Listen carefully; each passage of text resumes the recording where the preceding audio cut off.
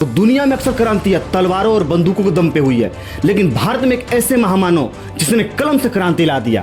मैं उस इंसान के बारे में बात कर रहा हूं जिसके पास 32 डिग्रियां और 9 भाषाओं का ज्ञान था, जिसके निजी लाइब्रेरी में 50,000 किताबें थी। अक्सर हम लोग उन्हें संविधान निर्माता और दलितों के मसीहा के रूप में सीमित कर देते हैं, लेकिन क्या आप लोग जानते हैं आपके बटुए में 500 के नोट है, उस पे महात्मा गांधी का बस फोटो है, लेकिन जो वैचारिक छाप है डॉक्टर बाबा साहब भीमराव अम्बेडकर जी का है। क्या आप लोग जानते हैं उन्होंने हीराकुंड बांध बनाया, पावर ग्रिड का सोच रखा और महिलाओं के लिए हिंदू कोड बिल स्थापना के लिए उन्होंने अपना कानून पद त्याग दिया। 1923 में उनकी thesis the problem of rupees British हुकूमत को हिला कर रख दिया। आज जो आरबीआई भारत की अर्थव्यवस्था संभालता है वो उन्हीं का देन है। और तो और जो आप दामोदर वैली प्रोजेक्ट या हीराकुंड बांध देखते हैं वो उन्हीं का सोच था। बतौर लेबर मेंबर उन्होंने जल नीति और सेंट्रल पावर बोर्ड की स्थापना की, जिससे हर घर जल और बिजली पहुंच सके। और वह जानते थे कि औद्योगिकरण से ही गरीबी मिटाया जा सकता है। बाबा साहब के लिए धर्म कोई अंधविश्वास नहीं था, बल्कि वो धर्म को विज्ञान और नैतिकता का मिश्रण मानते थे।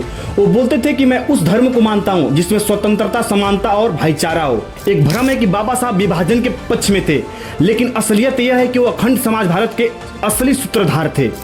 उन्होंने अपनी किताब थॉट्स ऑन पाकिस्तान में लिखा है कि सीमाओं का बंटवारा समाधान नहीं है। आज जो महिलाओं को चाहे जनरल हो, एससी हो, एसटी हो, ओबीसी हो, उन्हें संपत्ति में अधिकार, मैटरनिटी लीव जो अधिकार मिला ये बाबा साहब की देन है। ओबीसी के आरक्षण के लिए आर्टिकल 340 उन्हीं की देन है। जो मजदूर पहले 12 घंटे काम करते थे उन्हें घटाकर 8 घंटा किया, वो बाबा साहब अम्बेडकर की देन है। 14 अप्रैल को सिर्फ नीले झंडे और नारों तक सीमित न रखिए, उनके विचार को फॉलो कीजिए। वह एक व्यक्ति नहीं थे, वह एक विचार थे, और विचार कभी मरता नहीं है।